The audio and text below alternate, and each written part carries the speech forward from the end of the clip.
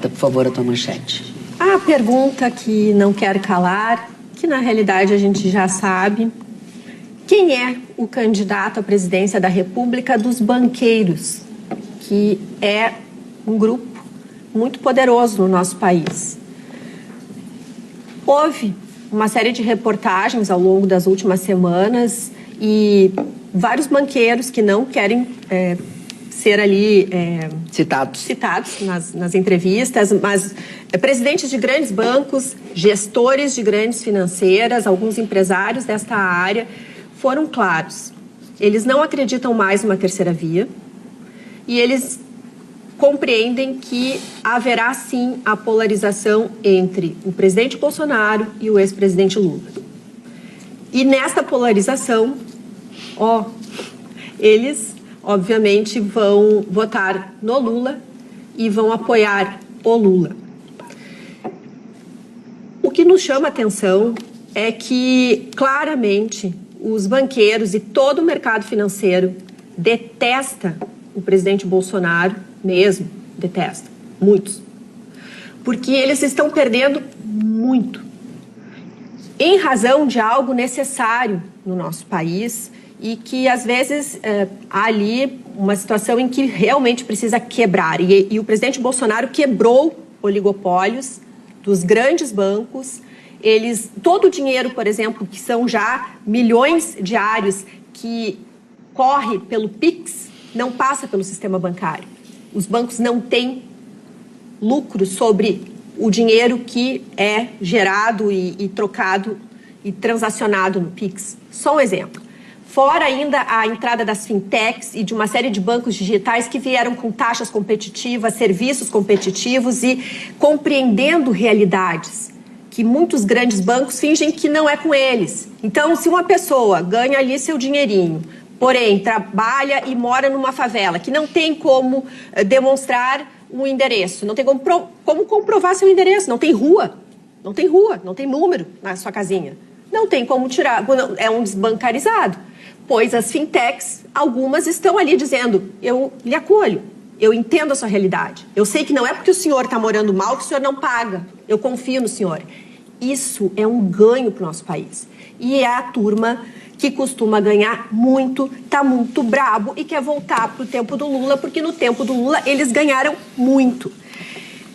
O que me chama a atenção, e acho importante trazer a todos nós, é que nós sabemos agora, em fevereiro, chegará o Lula a se apresentar e apresentará a sua proposta de governo. E certamente estará ali embalada com todo o marketing que lhe é peculiar e que vai, creio eu, pelo que a gente sabe de bastidores, vir aquela embalagem perfeita, Lulinha, paz e amor, dos marqueteiros.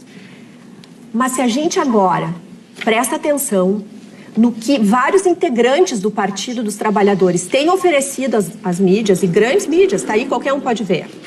A gente percebe a diferença do que é o tal do plano de governo e do projeto de poder da esquerda, do PT. A senhora Gleisi Hoffmann veio a público e disse que não haverá nenhuma carta aos brasileiros do presidente Bolsonaro. Lembrando que em 2003...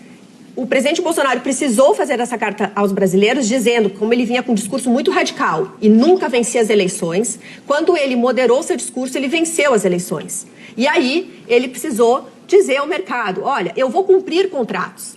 Então, a senhora Gleisi disse que não se comprometerá, o PT não se comprometerá a honrar contratos e a moderar-se na condução de uma política econômica. E ela, inclusive, diz que vai romper teto de gastos, pretendem-se romper teto de gastos, vão rever todas as privatizações, rever inclusive a autonomia do Banco Central, que é algo que os incomoda muito. Claro, eles precisam servir aos banqueiros. Enquanto tem uma autonomia do Banco Central, a competição dos bancos com as fintechs e que beneficia todos nós vai continuar e vai até aumentar, porque tem ali toda uma estratégia. Então, eles querem destruir os pilares da responsabilidade fiscal. Gleisi Hoffmann. José Genuíno também veio numa entrevista a um site petista, disse o seguinte, ele propõe uma ampla reforma militar. Ele quer eliminar o artigo 147 da Constituição Federal, que garante a tutela militar sobre o Estado. Ele propõe uma reforma dos currículos militares, uma reforma na formação dos militares brasileiros, incluindo o fim dos colégios militares. Ele propõe uma reformulação ampla das Forças Armadas sobre o comando político.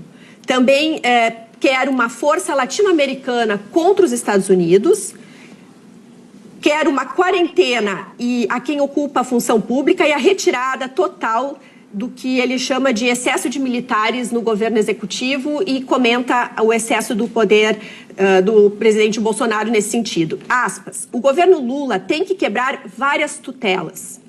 A primeira é o Exército. A segunda é a do Ministério Público Federal. E a terceira é a do Banco Central Independente. E a quarta é o teto de gastos. Isso aí é uma luta política, fecha aspas, diz José Genuíno.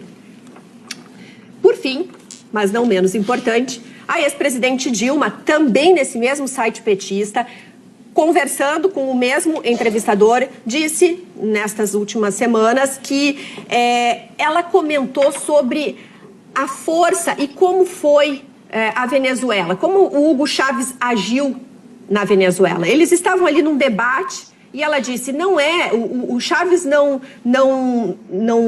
buscou a estratégia do Chávez, não foi reforçar a mobilização popular.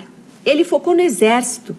Ela diz, o Hugo Chávez não tem, ele mesmo disse que não tem empresários na Venezuela e diz que a estratégia de poder da Venezuela está no controle das Forças Armadas. Abre aspas, Dilma disse, onde tiver exército, nunca acredite que as mobilizações paramilitares decorrem sem a cumplicidade dele, fecha aspas. E, por fim, a gente percebe que o José Dirceu, então, tem toda a razão, quando lá no impeachment da Dilma, ele disse que havia um projeto do PT para as Forças Armadas. Ele afirmou em entrevista, após o impeachment, que o erro do PT foi não ter o controle das Forças Armadas, não ter controlado as Forças Armadas, que eles queriam realmente ter entrado, os petistas não conseguiram entrar nas escolas militares e alterar esses currículos das escolas, e eles não conseguiram formar aquilo que eles chamam Escola Latino-Americana de Defesa, segundo o qual o projeto é bolivariano, a sede seria no Equador, os professores seriam venezuelanos e cubanos e levariam para lá jovens oficiais brasileiros para serem doutrinários para a defesa da América Latina continental unificada. Bom, eu estou trazendo tudo isso porque nós precisamos sim observar que o PT se sente muito seguro, acredita realmente na força das pesquisas que os colocam já praticamente vencendo. Se não, no primeiro turno vence tudo, o Lula vence todo mundo. E eles estão sem nenhum tipo de constrangimento de colocar o seu projeto extremamente radical, da esquerda radical. Então, é uma pecinha importante nesse quebra-cabeça.